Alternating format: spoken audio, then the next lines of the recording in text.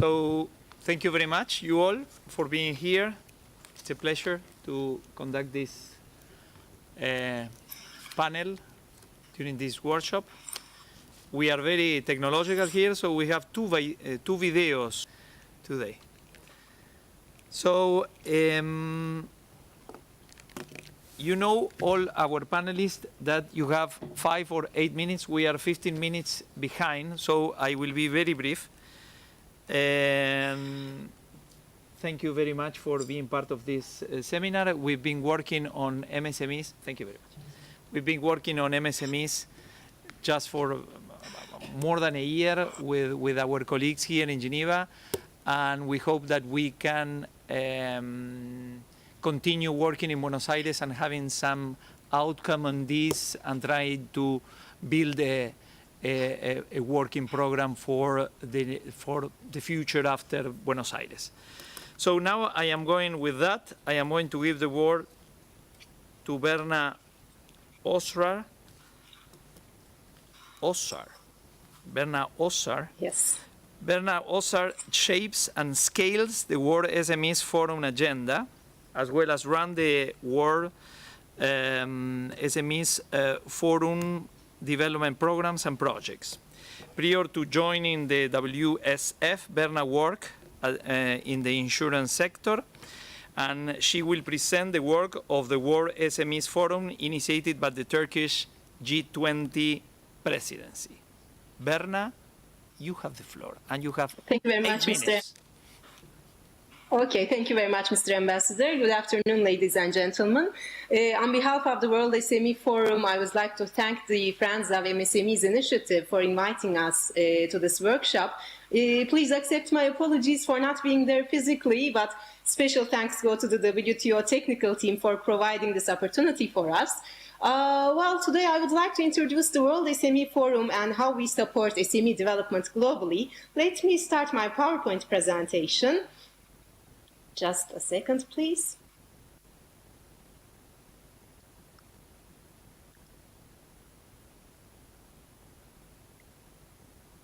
Yes. Well, as you all know, SMEs play a very critical role in job creation, equitable growth, and poverty alleviation, and over 60% of the global workforce is employed by SMEs. The World SME Forum was established during Turkey's G20 presidency with the mission to improve the growth and impact of SMEs globally. Since our establishment, we have been the business network partner for China 2016 B20 SME Development Task Force, and later Germany 2017 B20 SME Cross-Thematic Working Group. This year we are expecting to continue this role under Argentina 2018, thus becoming a bridge across presidencies and ensuring the continuity of the SME agenda. Our institutional partners are the World Bank, the OECD, and the ITC, and we have established solid links and working relationships with public and private players like the WTO, UNCTAD, World Trade Board, etc. Currently, we do have 14 SME associations and chambers as our affiliates from 3 different continents, and 10 more are in the process of joining WSF. As you all know, there are 3 main impediments to SME growth globally. Access to markets and GVCs is one of the major obstacles. SMEs face difficulties in accessing information about markets and supply chains and in complying with standards. Access to finance is another impediment. Debt financing for SMEs is challenging in most countries, and alternative sources of finance are unfortunately limited and volatile. Access to skills is another impediment, and SMEs growth is constrained by limited availability of managerial skills and specialized skills like technology and language, which are crucial for reaching out to global markets. The World SME Forum works under 3 main pillars to address these issues. The first pillar is advocacy and research initiatives. We advocate for the interests of SMEs in international platforms. We also provide under our second pillar advisory services to chambers, government agencies, and SME associations, including guidelines, frameworks, capacity building, and technical assistance for their SME members to improve access to markets, GVCs, and finance. Our third pillar is the SME market, WSF's global online platform. which I will be talking in detail in the course of my presentation. Well, as the World SME Forum, we are running SME advancement programs and pilot projects. So let me just give you some information about these programs. We offer SME development and advancement programs which are tailored to the needs of countries. These are mainly programmatic interventions, both at country and regional levels, with a holistic focus on SME development, anchored on the three main impediments that I have mentioned previously. WSF conducts its activities in very close cooperation with its country affiliates so that we ensure solid country content and ownership and effectiveness in implementation. Our programs follow well-defined principles which are aimed at long-term partnerships, impact and sustainability. As I mentioned before, these are holistic programs, comprehensive interventions on the key bottlenecks. These are programmatic, constructive, pragmatic and collaborative initiatives. We are also, we see ourselves as an aggregator. We aim for synergies because for any SME advancement program to be successful, we believe in the importance of bringing together all stakeholders, whether these are national, public, private, multilaterals, bilaterals, etc. To give you one example of an SME development program we are running is the Georgia SME Development Program that we are running together with the Georgia Chamber of Commerce and Industry, which is our affiliate in Georgia, and Enterprise Georgia. This regional program has a holistic focus on SME development in Georgia. We have finished the initial evaluation and assessment stage, which focused mainly on identifying the key priorities and the proposed action steps. And we are planning to start the implementation phase in 2018. We are also running pilot projects. One of the most prominent pilot projects that we are running is the China-Turkey e-commerce pilot project.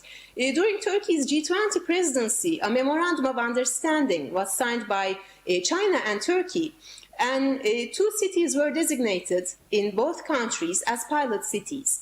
WSF and DHgate on the Chinese side were appointed as the implementing partners of this initiative. We then established a joint working group, which then prepared an action plan, including the steps, the elements, components of the pilot project.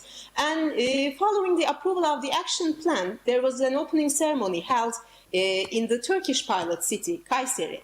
This project is very much in line with B20 efforts to boost e-trade and digital commerce as one of the most effective channels for SME development. In the course of the project, we are providing technical assistance and coordinating activities like market development, capacity building, market and GVC access through digital platforms. By early 2018, both display centers will be opened both in Turkey and China, which will allow SMEs to be able to display their products and to start selling immediately on the DHgate and WSF platforms. Now let me give you some information about the third pillar that I was mentioning, SME Market, our global online platform for SMEs. Well, as you all know, we are living in a digital world now. Wherever we look, we see new digital markets, new digital companies, and new digital jobs.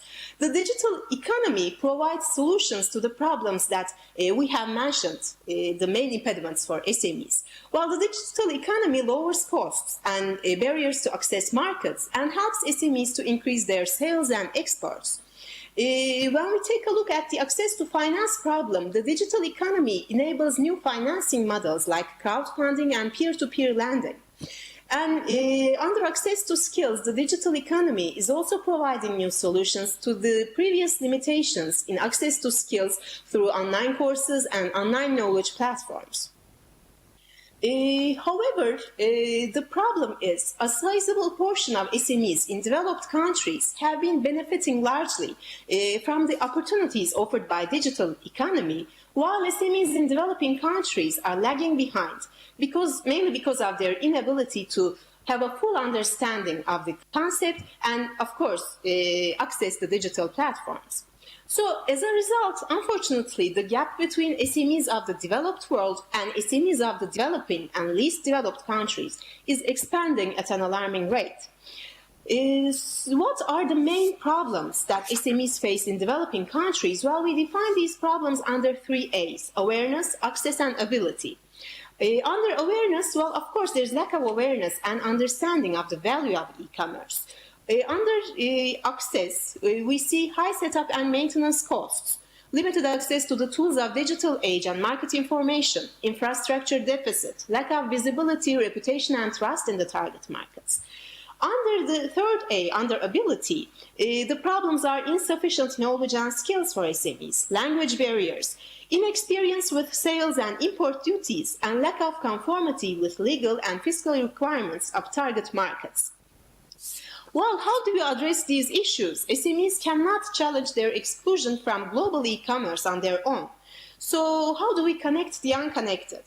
The World SME Forum's response to this question is SME market.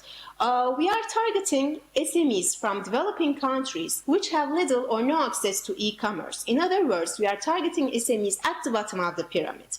The SME market is a global online sales, channel management, and knowledge-based platform that supports SMEs.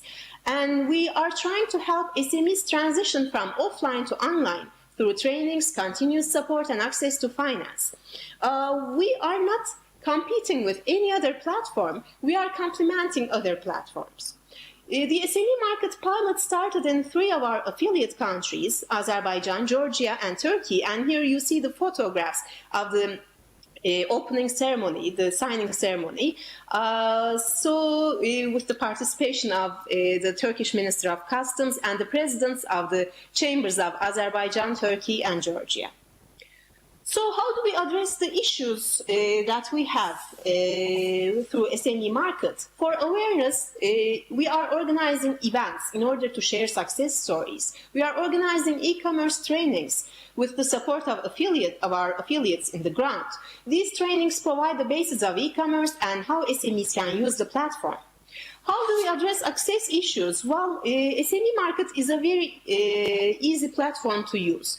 SMEs can open their shops immediately and can add their products. It's as easy as adding photos on Facebook.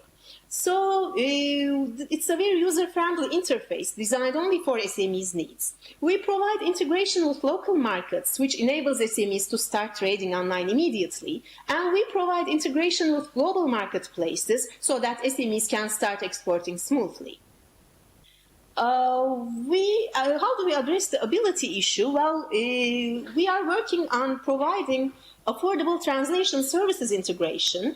Currently, we have 2 languages, English and Turkish only, but in the course of our project, we will be adding the translation services integration so that we can solve one of the main problems that SMEs have to reach out to global markets. This is language. Our customer representatives will be providing hands-on support to SMEs. In fact, what we are doing is when we go to cities to provide trainings, our customer representatives stay in the city for a week and go to the SMEs, visit the SMEs and try to address their problems and try to help them to use the platform and to start trading. We will be also having a helpline, and we will be providing digital capacity building solutions like e-learning facilities and SME TV, etc. So we are now in phase 1, online sales and channel management. This is in progress now. In phase 2, we are planning to establish a global online business registry for trusted SMEs. And in phase 3, Berna, we need to finish. We will be... Okay, then this is basically what we are doing. Thank you very much for your attention. Thank you very much. Very kind of you to understand. So, Berna, definitely excellent presentation and excellent what you are doing. And now I would like to hear from the ITC how this works with what you are doing. So now is the turn for Mondher Mimouni, Chief of Trade and Market Intelligence Section of the ITC. And Mimouni will present the ITC UNCTAD WTO MSMEs Trade Helpdesk. And I remember a long time ago when I went to the ITC to see how you were doing and how impressed I was. So, Mondher, if you can go forward with your presentation. Thanks. Thank you, Excellency, and thanks for giving us this opportunity to present to you the ongoing work we tried to advance from our last meeting on improving the transparency, trade transparency in particular for MSMEs. In fact, I will start with the PowerPoint.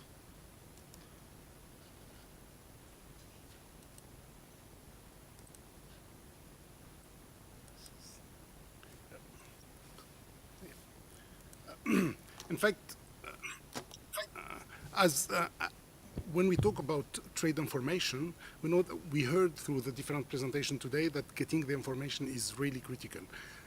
We heard some very good example from Switzerland, from EU, for very developed countries, and even we know that even for EU companies, it's sometimes challenging to get the information. But when we start talking about developing countries, LDCs, it becomes really a nightmare.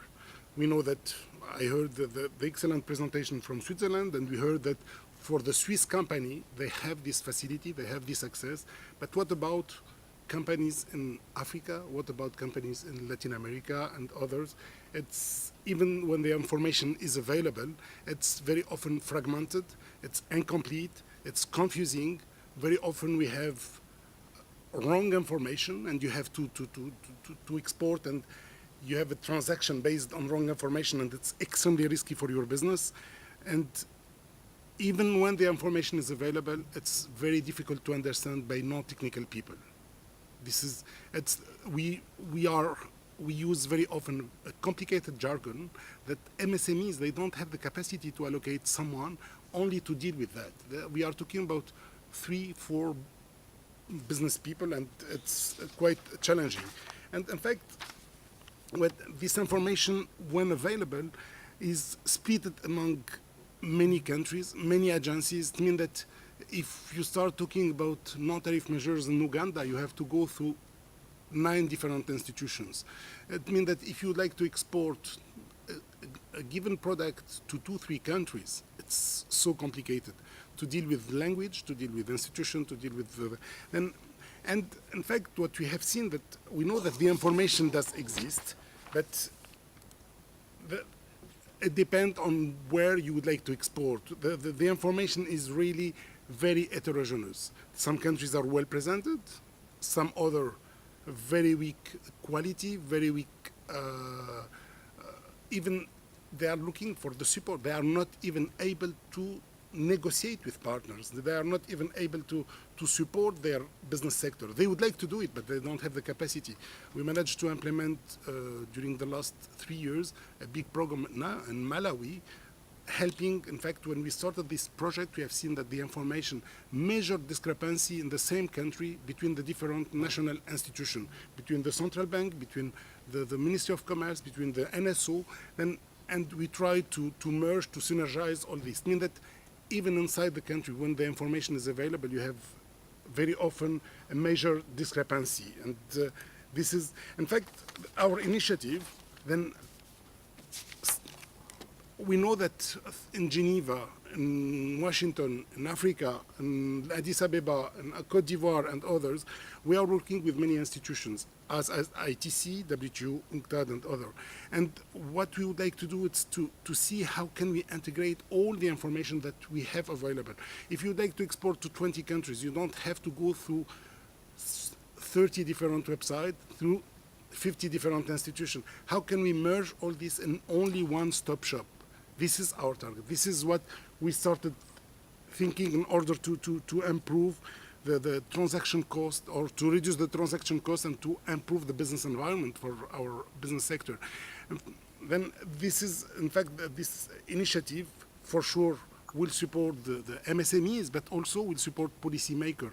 I will give you some example how this will support the policymaker, but also we heard several presentations from TPO, and giving them the instrument to support their business sector will be really great, because we know we are doing this work in ITC. It costs millions to gather all this information. It's good if you are from Guatemala to provide the information about your country. But what your exporter is looking for, he would like to get the information from the rest of the world. And this is quite challenging. Then the purpose of this, the one-stop shop is, first of all, to assess what we have, what kind of quality, what does exist, what not, and also to synergize all the institutions and to provide only one single website and portal to facilitate the information. As we heard from EU, but not only for EU, but for the world. Then, in fact, what we have done, we started in order to assess and the feasibility, we tried to analyze the availability of information. Here, as you can see, we have the technology. Then some areas are just to sustain, depending on the color, like the tariffs, like the trade. We have the information. There is no, if you go to ITC website or WTO or UNCTAD or World Bank, you will have the full information on tariff, all the preferences for more than 170 countries. But this is far from being enough. It's not what the business sector is looking for. They would like to understand better the rules of origin. They would like to understand the regulation, the standards, the norms. We know now we are talking about private norm. Even if it's possible to access to the country, you need to get the private norms of Migros or Coop or Carrefour, because it's not enough to access the country, you need to access to the country. Then, in fact, it depends on what kind of information are we talking about. Some information are well covered by different institutions, and some other information we need to create and to put in place. And in fact, what the idea to develop this portal and one-stop shop is will provide the full information, full set of information, or the full value chain of information needed by the business sector. But also, we are talking about the trade facilitation agreement. We are asking countries to develop their own national portal. And it costs also, it's extremely expensive to develop such thing. What we would like to do is to give the possibility to the different countries to link directly to our new trade help desk and to get the information from there. They don't have to spend the budget that they don't have. They will get all the information from there, and we will get global synergy, and hopefully we will improve the situation in the world. Just, if you give me a few minutes just to present to you the mock-up of the application that we developed. Last time I presented just a mock-up. Now we can tell you that this is the first time that we present the real version, but it's not fully filled, but just, as you can see, this is what we are working about. It's not a single institution. You see the logo of all our partners. We have here UNCTAD, we have here the Inter-American Development Bank and WTO for sure, World Bank and others. And the idea, in fact, it's to, as we said, for business sector, they would like to get an easy request. Just, if I have a few minutes, I would like to see the example. Okay. Then, in fact, as I said, for the tariff, we have the information for all countries, but I will still use only the full example with all countries. Then what we have done. I will give you Argentina later on. I would like to see all the rules that we have. I'll give you Argentina. I'll go through my example and then I'll give you Argentina. And just to select French, Bangladesh with shrimps. Then this is all what you have to introduce. As we said, for the business sector, it's complicated to go through complicated tasks. Then, and every exporter knows this, your product, your country, and the partner country. And just by doing that, you will get a set of information that normally cover all what you need. First of all, we started by the market requirement. As you can see, for the market requirement, we have 4 different categories. First of all, tariff and taxes. We introduced taxes as you know, thanks to WTO, we managed to reduce drastically the tariffs. But in many countries, they replaced this by different taxes. And we said that in order to give a full coverage of information, we need to cover this dimension. And then we know that under these shrimps, there is many different quality of shrimps.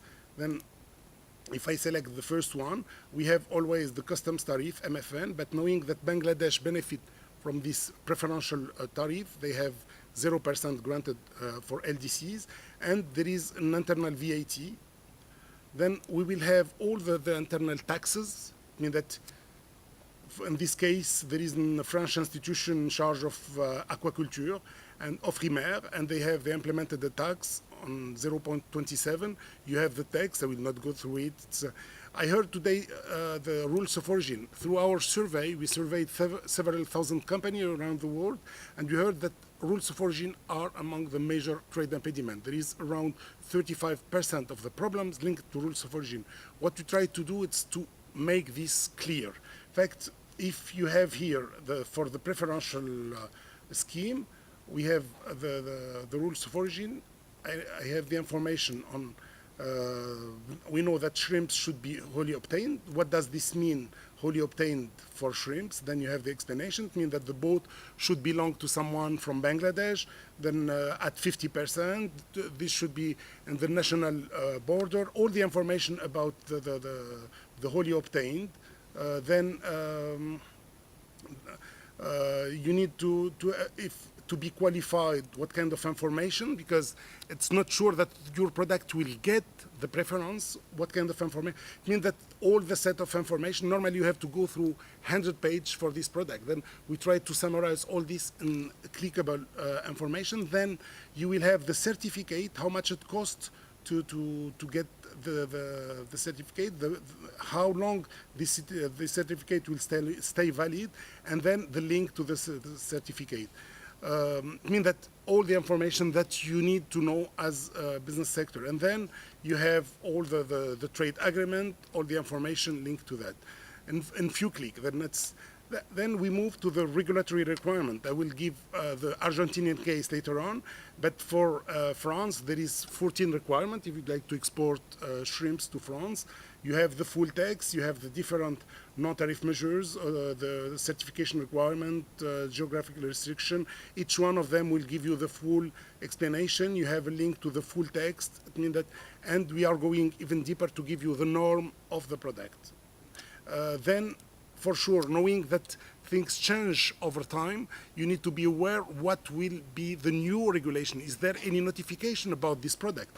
Then we will have WTO notification. It means that if we have seen that for shrimps, there is notification from European Union in February 6, and you have the notification just to see if there is a new norm. You need to prepare yourself as an exporter for that.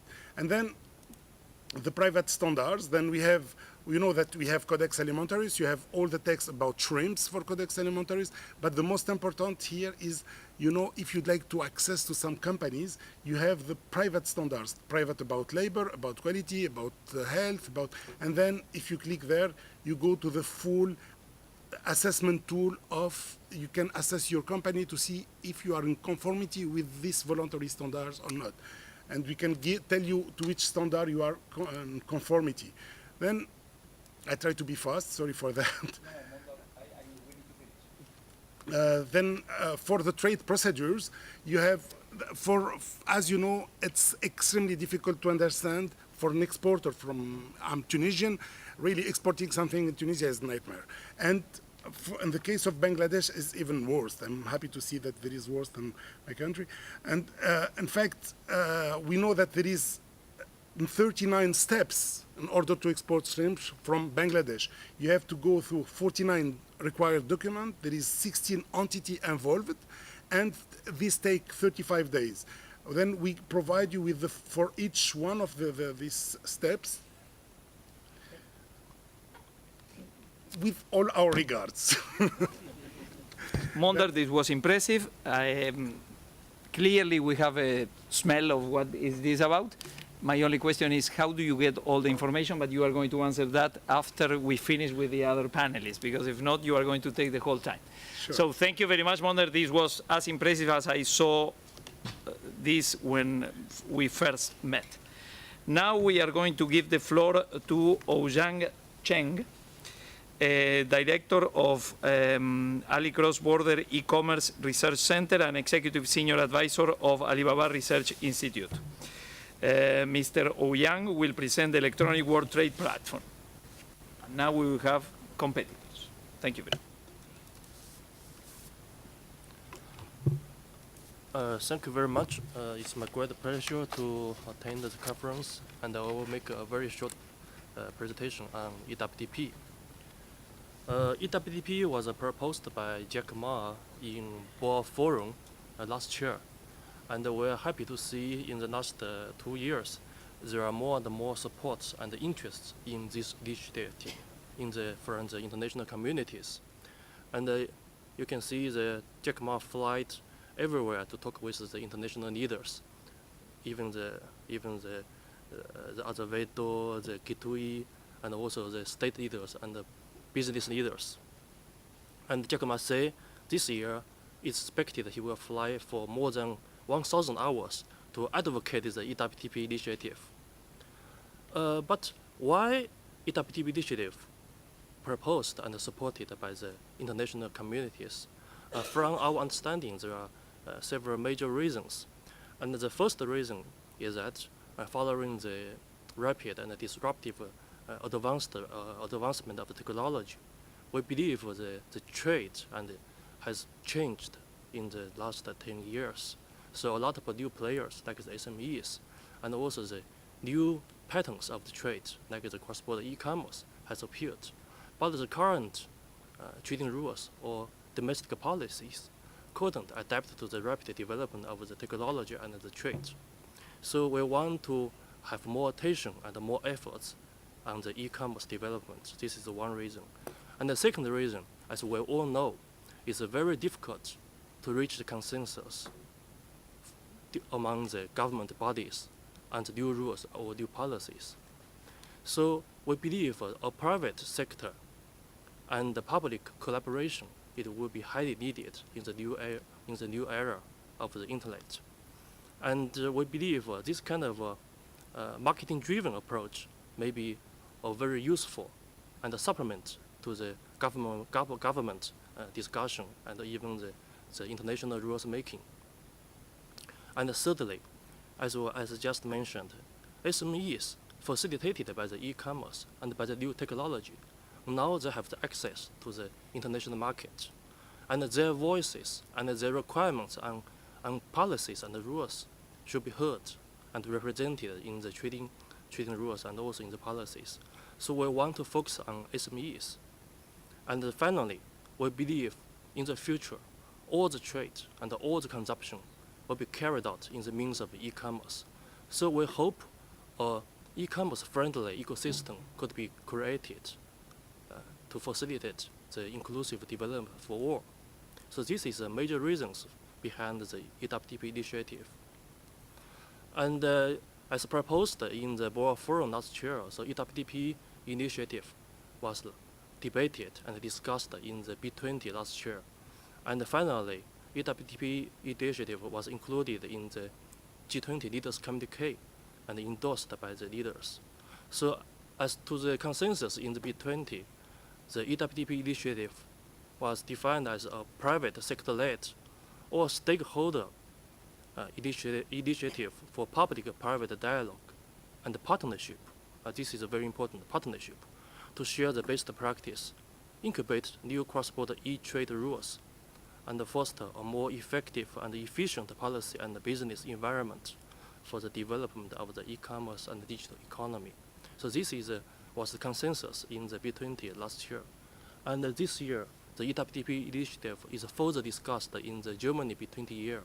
So according to the policy paper, it said the EWTP was initiated in the 2016, and the goal of the EWTP effort is to establish a platform bringing together different public and private players as well as the different efforts around the e-trade.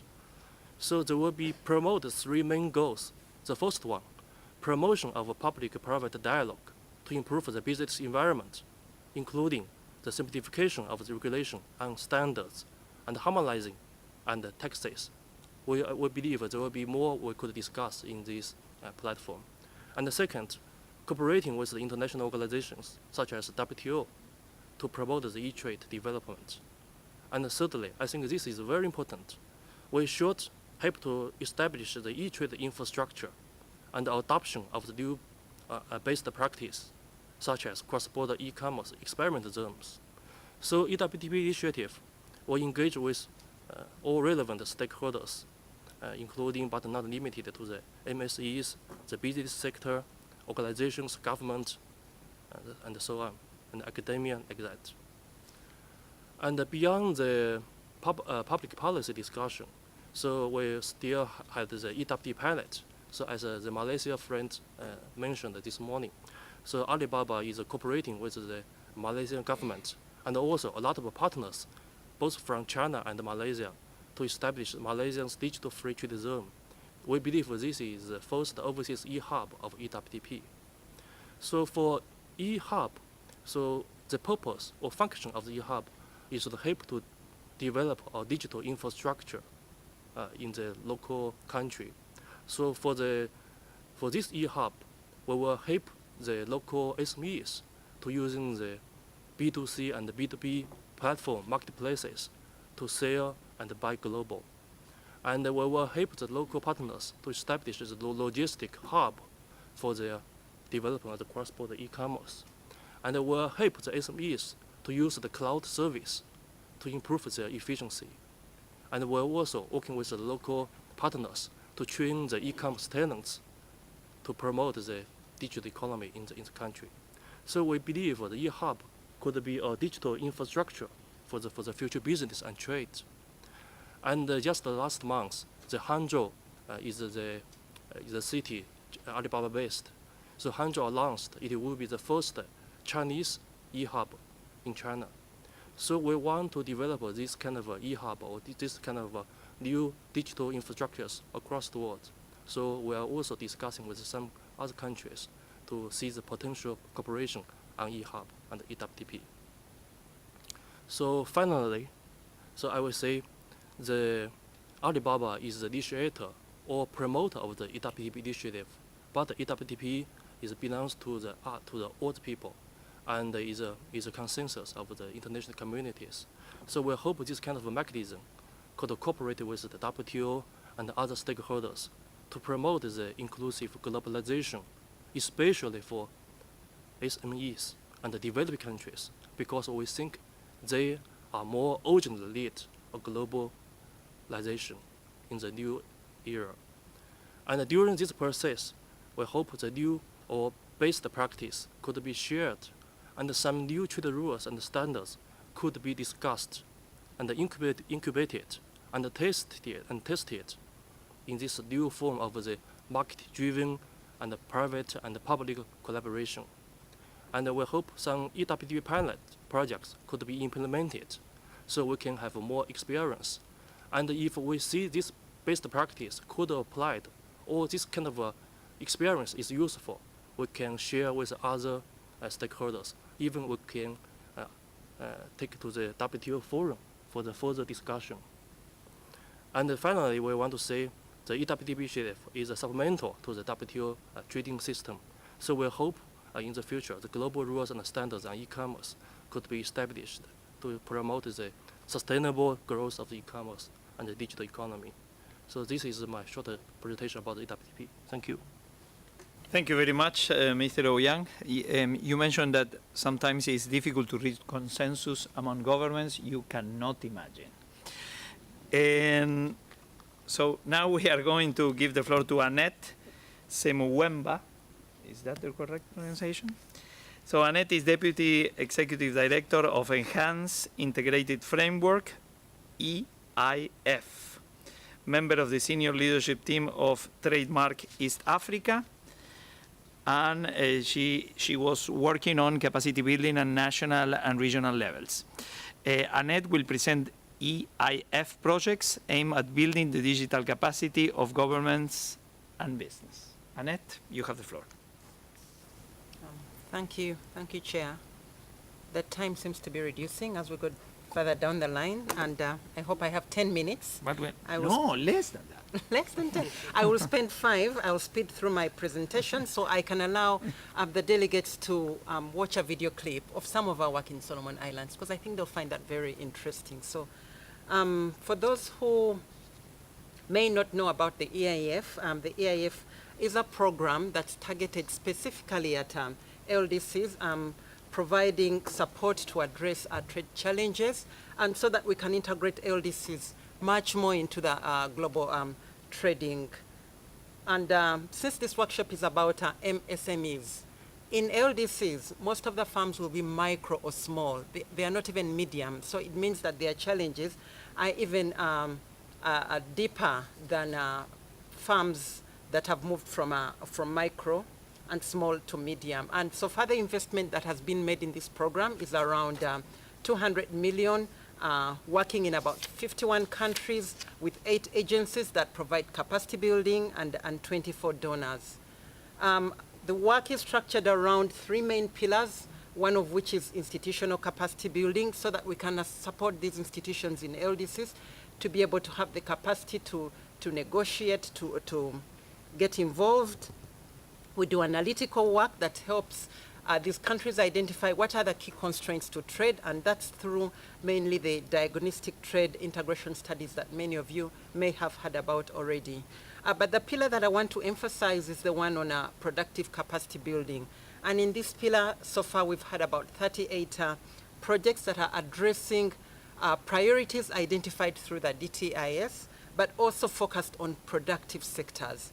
And we all know that within the productive sectors, that's where many of the SMEs, micro and small medium enterprises, will be based. Many of them will be working in sectors where challenges that we've had already about challenges around access to finance, poor skills, technology. All the previous presenters have talked about these challenges. So this really emphasizes the need why we must focus on productive capacities of these funds. And I want to give you just a few examples. In Malawi, we've had a support program that's looking at how to improve value addition, and I'll talk briefly around what we did in Malawi. In Cambodia, we've looked at the silk sector, again, having identified challenges around that sector, how to increase their competitiveness. In Solomon Islands, you'll see the video on tourism, mainly to support economic growth and to promote the local value chains, because a lot of the people in Solomon Islands work mainly around and tourism. So in Malawi, what have we done? In Malawi, we've worked to promote export and value addition of oil seeds. This is a key priority sector for Malawi, to address challenges of small farmers so that they can comply with good agricultural practice. And we have the numbers there on the screen. You can see how many people we've targeted. Farmers, making sure that they are benefiting from supervision, they are benefiting from support and training, so that we can increase the yields. And we've had very good results with soya yields going up by around 30% and groundnuts by 42%. All this means that we're targeting small farms. We're targeting farmers that are engaged in this oil seed sector. And this has contributed to the exports to Botswana and to Zambia by the metric tons that you see on the screen. In Cambodia, again, the challenge, as I said earlier, was to address the low value addition because of the high potential for export and income for this sector. And again, a lot of individualized coaching, advisory support, and training. In Cambodia, I'll emphasize that the main target has been the women. It's women that are involved in this sector, working in groups. And we've seen silk exports go up by 74%, and that's phenomenal for that country. Incomes have doubled for weavers. I was there, and I saw with my own eyes how the weavers try to integrate natural fibers like banana fiber into the silk so that they can have a new natural fiber and so that they can continue to improve their competitiveness. We've seen new contracts and we've seen new silk designs, product designs also coming onto the market. Again, that's a sector that's very important for Cambodia. That's a sector that involves a number of micro and small enterprises. This is a video. I hope it can be put on the screen for Solomon Islands. So I'm not speaking, but you can hear for yourself what's happened. It will take only a few minutes. I hope you'll allow that. The most important benefit that we got from EIF project is the grant itself. Yeah? It is the first time that my ministry has ever received any direct funding from any donors. This funding has enabled us to develop our new tourism policy, as well as the new Solomon Islands National Tourism Development Strategy. I applied for this funding because I wanted to start off this tourism activity. I believe that tourism has a big potential to bring up the economy of our country.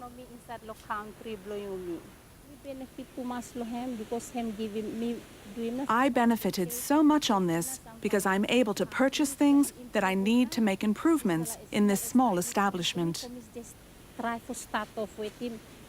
The main beneficiaries are communities that I involve to come and do cleaning up when I have guests. Also for the fishermen, I buy fish from them, so I'm able to do catering for our guests.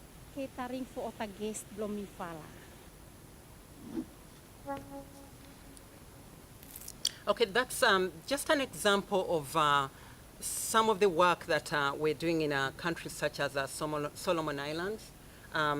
She's talking about fishermen, she's talking about people that are cleaning. All those are small businesses and small farms. And briefly, I'll talk about what we have learned. We think it's important to invest in MSMEs, in LDCs, for the reasons that I've explained. We've seen, for example, again in Cambodia, rice exports going up 3 times. We've seen in other countries like the Gambia, where we are supporting the establishment of a new air cargo complex. There's going to be refrigeration facilities for fish and vegetable exporters. Again, those are small and medium enterprises. And some of the lessons we've learned is that you need to tailor the approach to the landscape in a particular LDC. It's not a one-size-fits-all. The needs are different, capacities are different, and leveraging is essential. For example, in Rwanda, we've cooperated with other programs of support towards development of cross-border markets, and we have seen how those have improved or are going to improve the lives of women that trade across the borders between the DRC. And we've had other agencies such as the World Bank come in. We've had other institutions such as TMA come in to work with us in these areas. So leveraging is essential because the challenges are very many, and one program is not sufficient to address all those challenges. Institution building and institutional frameworks are key for sustainability.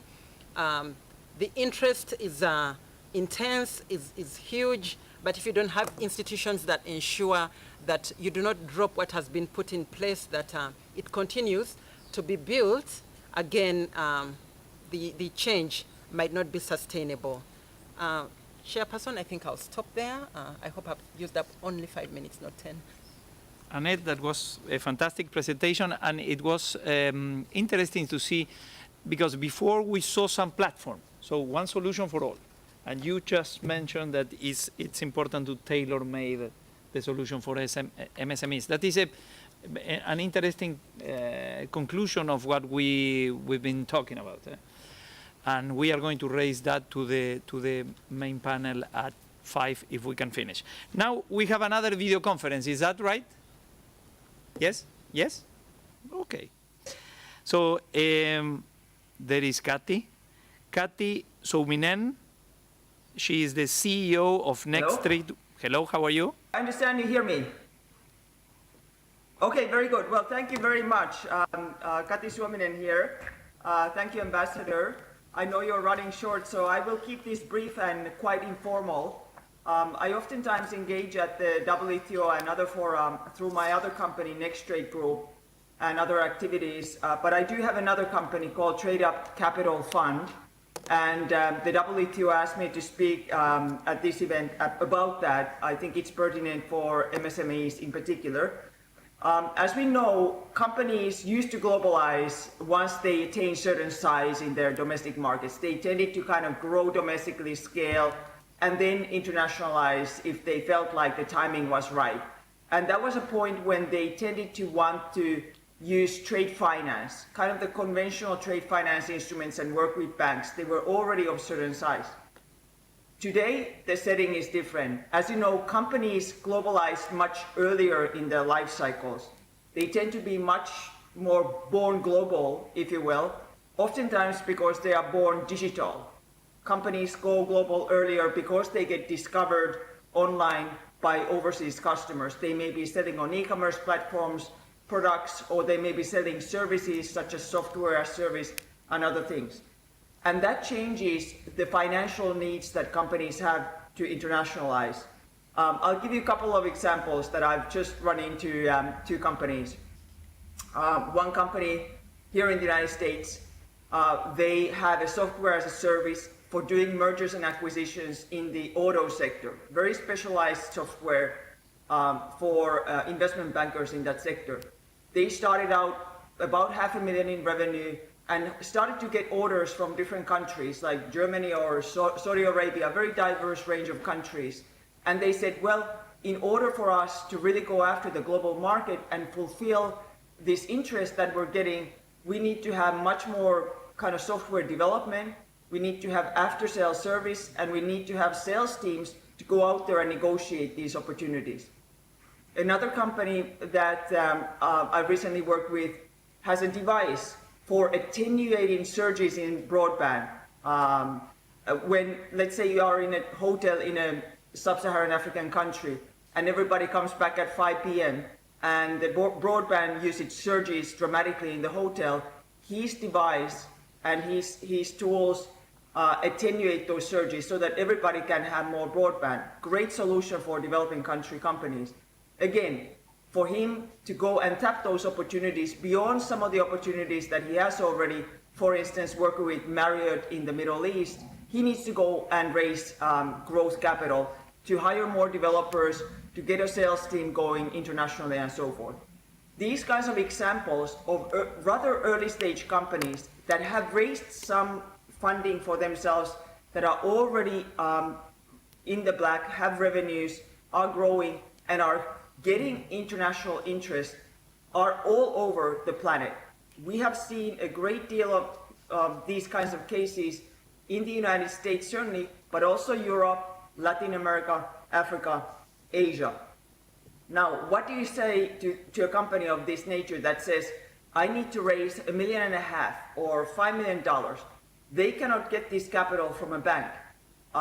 They cannot also hire an investment bank to raise that capital for them, because that investment bank will easily charge $40,000, $50,000 just to go and go after investors on behalf of that company.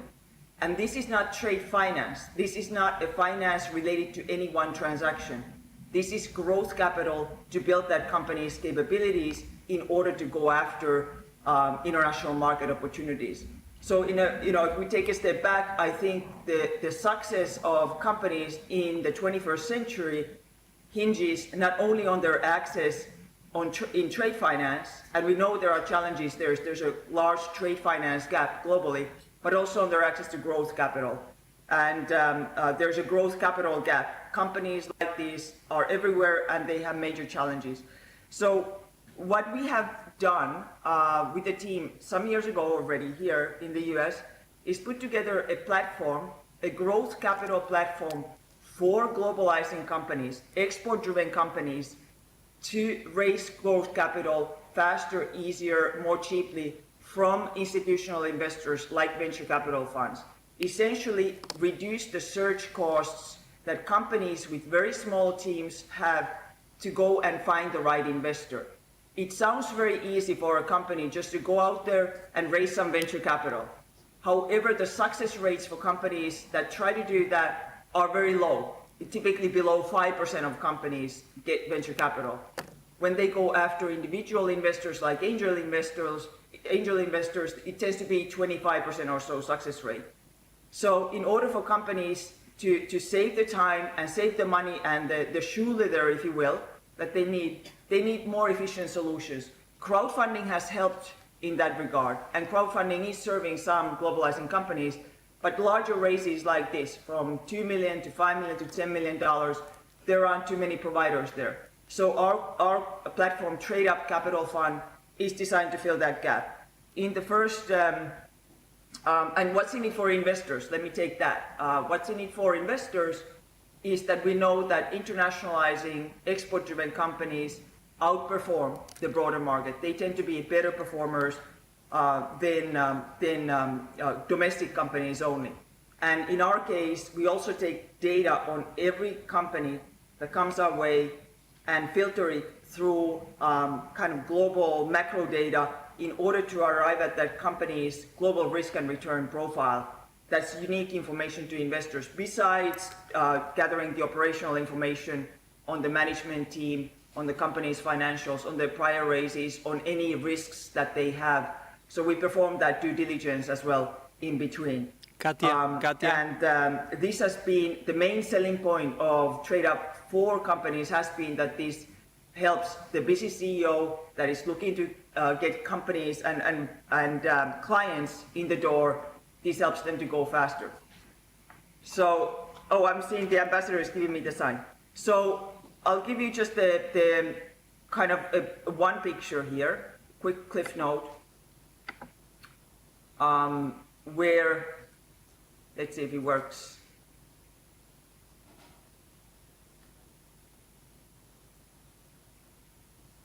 Anyway, well, we may not get the picture here, but let me see. Okay. Well, I'm not able to share my screen, but in the first 2 years, we've had, I'll give you the quick summary. We've had 200 American companies come to us. The acceptance rate that we've had is less than 10% because we have to be very selective who we take. There's tons of companies raising capital. It's a global value proposition. And we have helped these companies raise several $1 million from investors and have also created an ecosystem around this of trade finance providers for these companies to secure trade finance after they go and internationalize and secure certainly the advice for globalizing further. Many of these companies, I would say 90% of them, want to also use part of those investment proceeds to secure teams and sales teams to internationalize, and we built that into the platform. So that's what we're doing in the US. We're looking to grow into Latin America. Right now we're going through a bit of corporate restructuring. So there is an acquisition going on for ourselves, which is slowing things down a little bit or making us hit a pause button. But I'm seeing this as a hugely important gap to fill and encourage more discussion, in fact, on this when we talk about trade finance, is also to talk about growth capital. Thanks very much. Thank you, Katia, very much. And it is clear for me that it is not something that one fits for all, because Katia was talking about $2 million, and before we were seeing a video on a lady trying to resolve the catering problems. So it is clear that we are talking about different things, and we need to tailor-make. That's very interesting. Eh? So with this, I think that we are 5:15. Unfortunately, we cannot do the question and answers. My boss, the ambassador of Chile, is there. So I don't know what am I supposed to do, ambassador.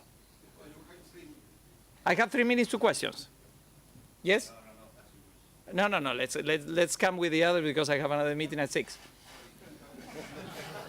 You know, I never finish here. Sorry? We have to finish at 6. Okay, so let's bring the other panel. With this, ladies and gentlemen, thank you very much for your presentation. It was very interesting, everything. And my conclusion is that we need to see what we are talking about. So thank you very much for your presentation. Thank you very much, Annette.